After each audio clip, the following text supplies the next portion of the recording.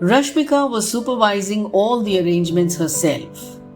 Her general manager Shekhar asked her several times to rest for a while, but Rashmika would have none of it. She wanted everything to be absolutely proper.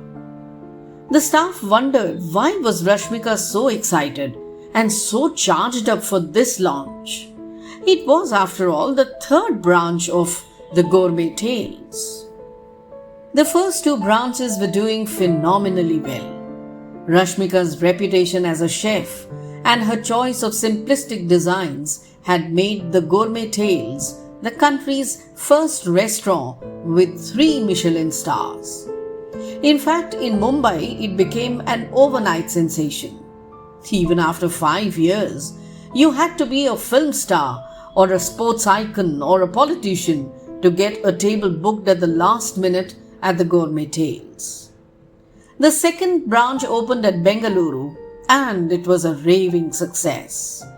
Rashmika's attention to the cuisine spread, her staff, and her eye for aesthetics gave her restaurants such an air of warmth, welcome, and comfort that people would throng there for any and every occasion.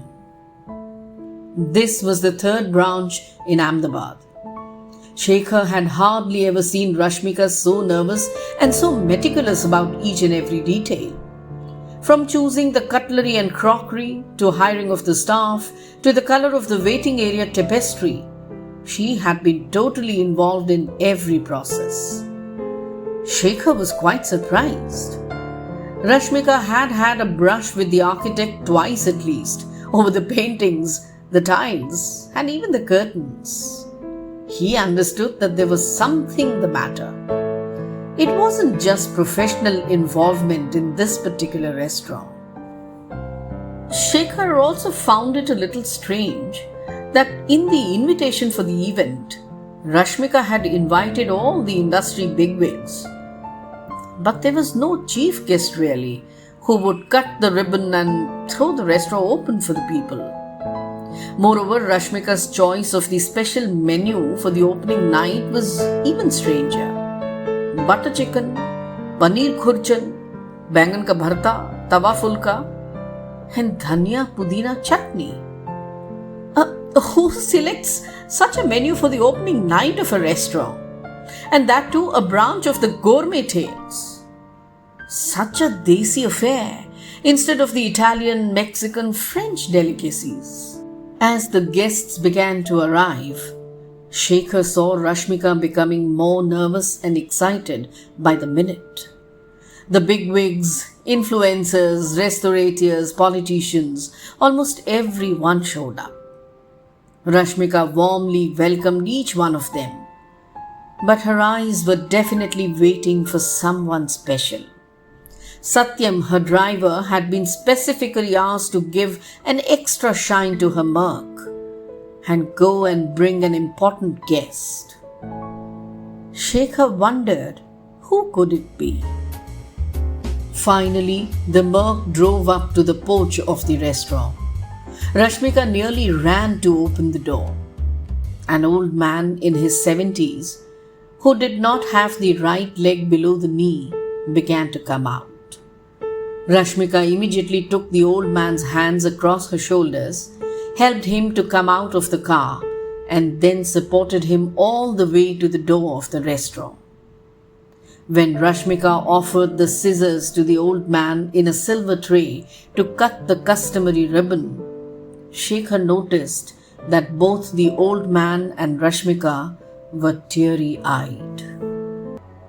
DCP Arvind Kumar noticed the same old man at the other end of the corridor. He was trying to jostle his way to the front, but as usual, 2 constables had blocked his way. There were a few others waiting for Arvind Kumar. They had all stood up with folded hands and were greeting Kumar. The DCP went inside his room and glanced at the pile of files on his table. The crime branch had sent some intel on the drug mafia, which needed immediate attention. His PA informed him that 2 informers were waiting in the corridor, disguised as normal complainants, begging to be heard. Kumar asked the first one to be brought in. As the door opened, Kumar caught a glimpse of the same old man. He was arguing with the constable to let him in. Kumar heard the constable rudely asking the old man to leave. Kumar listened to the first informer attentively. It was a cold December morning. Kumar glanced out from the window and caught sight of a constable pushing the same old man out from the office premises. Curious, Kumar asked the SHO who was the old man and why was he coming there every day. The SHO tried to brush off the matter as trivial in nature. But Arvind Kumar suspected something fishy.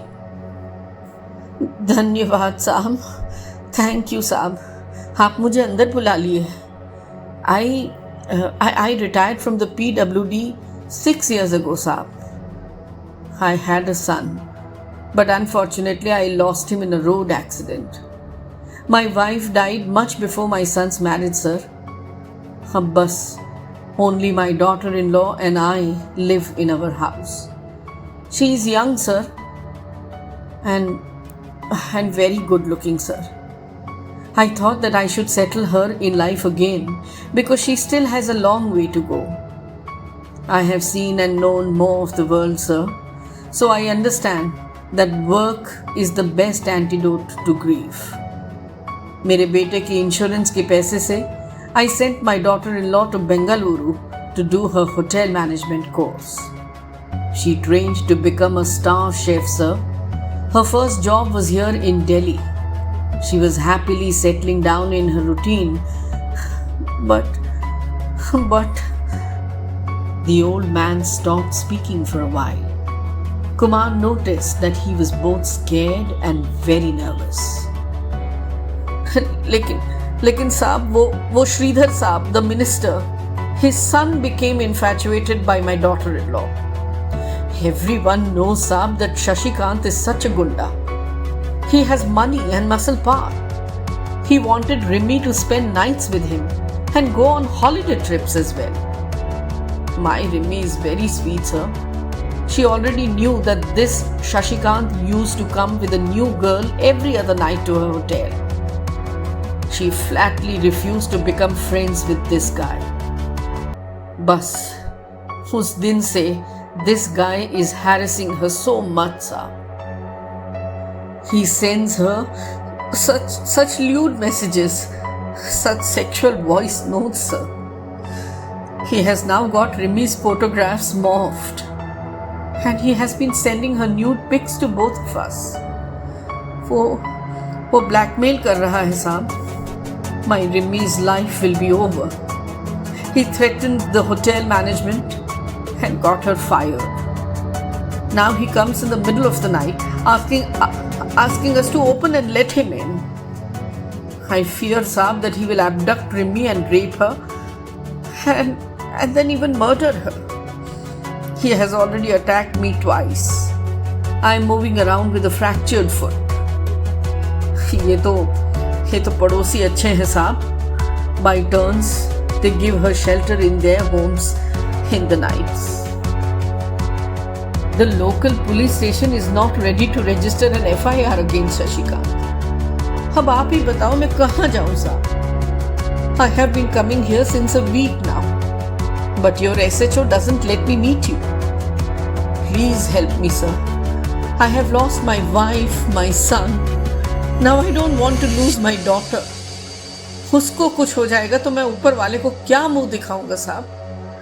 How will I face my son in the heavens up above if I can't protect his wife? The drugs mafia case was urgent, as were so many others. But Arvind Kumar pushed aside every case and with his trusted team devised a strategy to make a foolproof case against Shashikant. He got Amrit Lal Nehra thoroughly examined by a doctor and shifted him and his daughter-in-law to a safe house in Ahmedabad. When the arrests were made, the media went crazy. The political bigwigs ran for cover, and the opposition, of course, roasted the ruling party in power. After nearly a decade, Rashmika entered the MasterChef contest and won it easily. The prize money enabled her to buy space for a restaurant, and that is how the Gourmet Tales was first established. Bauji, as Rashmika affectionately called her father in law, was too old and weak to move to Mumbai. So Rashmika decided to open a new branch of a restaurant in Ahmedabad so that she could remain close to Bauji in his last days.